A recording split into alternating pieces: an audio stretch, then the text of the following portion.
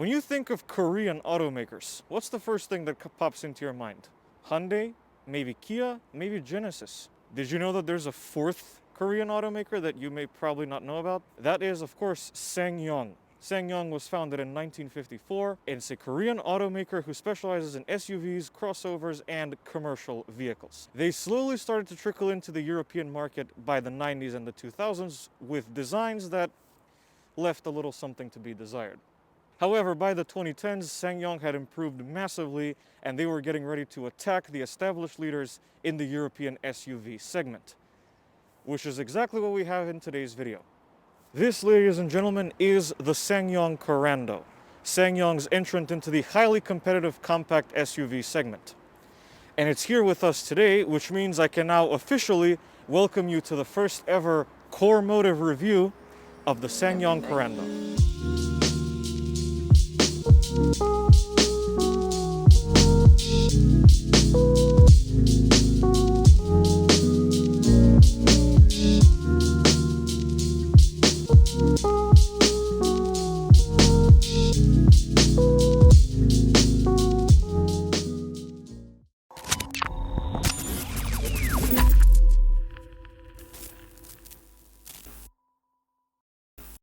So you might be wondering, as I know a lot of my audience is from the United States and Canada, you've probably never heard of this.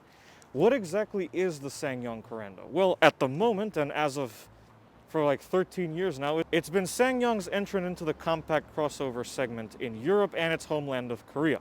Although the Korando wasn't always a crossover. Back in the 60s, it was a lot like a Jeep. And then it became like a three-door compact off-roaderish SUV, kind of like the Mitsubishi Pajero Pinin or the Toyota Land Cruiser.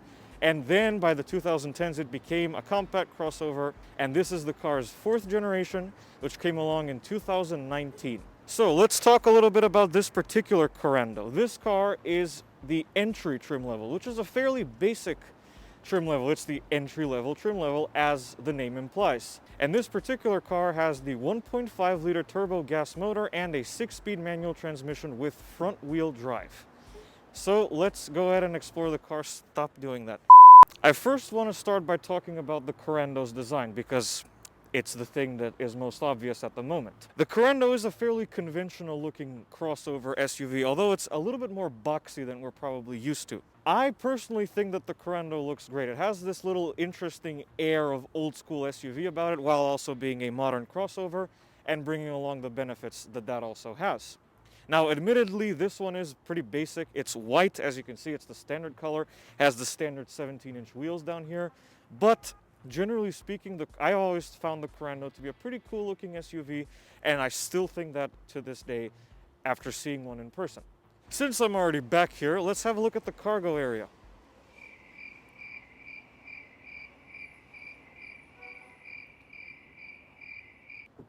The cargo area, yes. As for space in the back seats, which is quite an important thing when you're buying a crossover, the Korando actually impresses a fair bit. The passenger seat is, to the best of my ability, adjusted into my driving position. I am 1.8 meters tall and approximately the same size as a Discord admin, so I have a good amount of knee room, as you can see, and also headroom is pretty good. There are seat pockets on each of the front seats, as you can see, and we have a 12-volt socket down here, but disappointingly, there are no USB ports in the back. However, it's perfectly spacious and the floor isn't too tall, so if you need to take a middle passenger with you, that's completely fine. And obviously, the outer two seats also have ISOFIX child seat anchor points.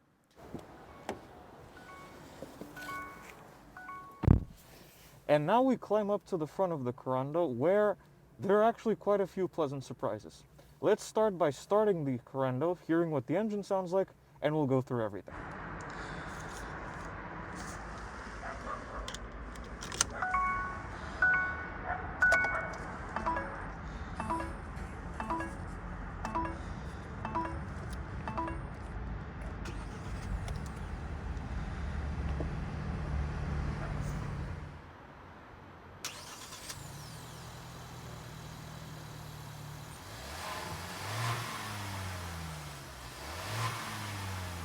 So, the interior of the Korando then. Actually, a fairly nice place to be and a pleasant surprise considering the price of this vehicle.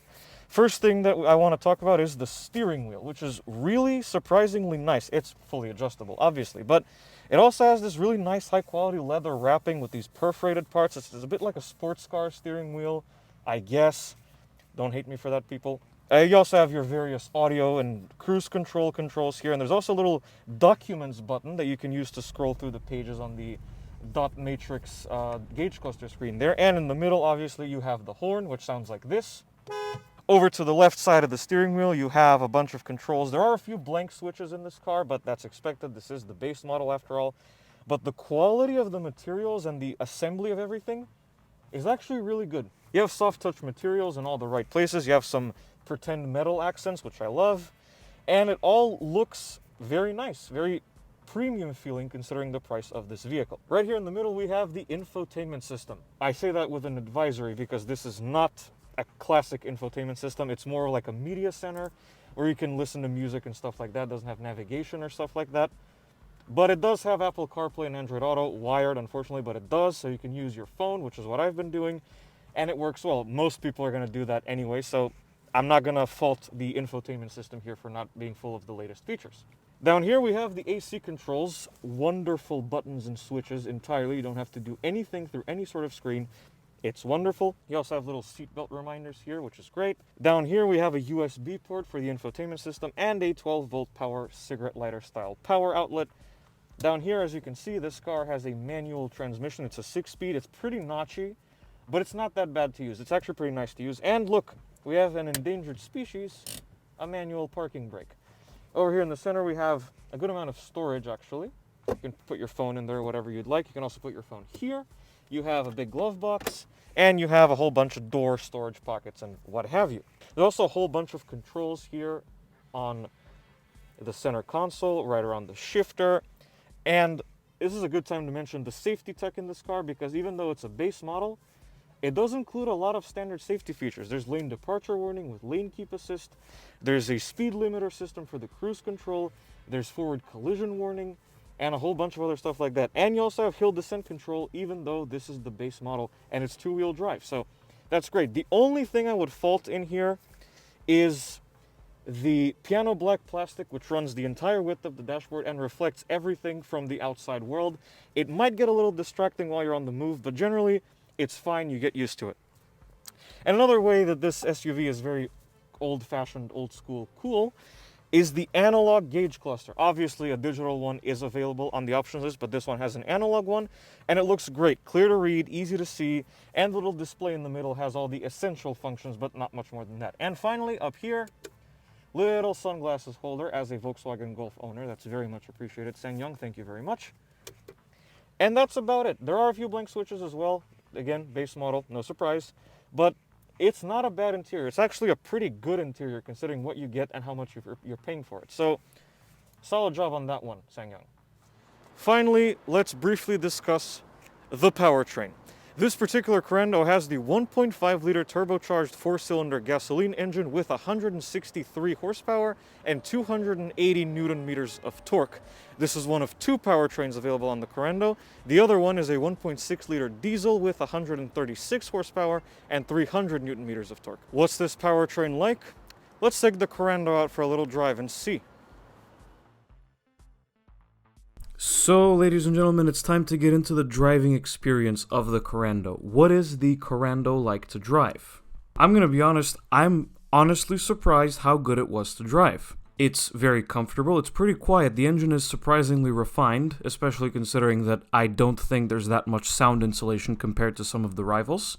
But the engine is very smooth, it's actually surprisingly quick, it feels a lot faster than its 0 to 60 time of 12 seconds might suggest. As for the handling, it's pretty good and sure-footed. However, there is a little bit of body roll if you take corners a bit too vigorously. I believe that's due to the fact that the suspension is a little bit softer because the car does handle bumps surprisingly well, especially on these 17-inch wheels. The steering is very light, it's very easy to turn, and the car has plenty of power for highway driving, and it's also very maneuverable and manageable in certain town situations. One thing I will note is that the hood is very long, and the car would benefit from having front parking sensors, because it's a little bit difficult to see where the end of the front hood line is, but it's surprisingly maneuverable and it's not that big, which means it's very easy to park. As I said previously, the manual transmission is quite notchy, but it is surprisingly nice to use. It's very easy to shift into gear, and it's surprisingly satisfying. You don't really see that many crossovers equipped with manual transmissions these days, so it was a very refreshing thing to drive one with the manual transmission. So overall, the Ssangyong Korando is a fantastic automobile